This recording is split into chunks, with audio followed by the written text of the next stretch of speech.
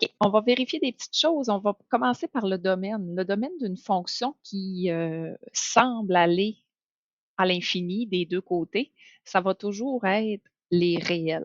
Fait que c'est vraiment tout ce qui est sur l'axe des x peut compter parce que cette fonction-là, elle va descendre vers la droite et vers la gauche jusqu'à l'infini.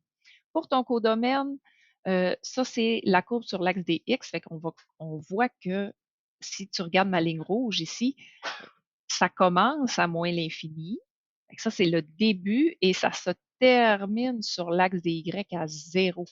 Fait que ton codomaine, ça va être de moins l'infini jusqu'à zéro inclus. Fait que ça, c'est toujours de cette façon-là qu'on regarde le codomaine. L'équation de l'axe de symétrie dans une parabole comme ça, c'est pas l'équation de la parabole qu'on veut. L'axe de symétrie, c'est l'axe qui va couper ta parabole en deux. Fait que l'axe de symétrie, là, c'est cette ligne-là qui est ici, qui coupe la parabole en deux. Elle va toujours commencer par x et dans ce cas-là, égale 0. Fait que ça, c'est pour ton axe de symétrie. L'intervalle où la fonction est croissante.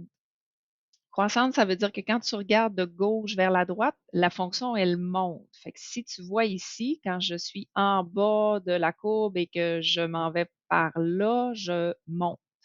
Fait que ça veut dire que j'ai commencé à monter à moins l'infini et j'arrête de monter à zéro. Moins l'infini jusqu'à zéro, c'est vraiment là que ta fonction est croissante. Ensuite, pour que vaut y, si x vaut 4, tu avais raison, c'était moins 8. Fait que je te laisse corriger ça.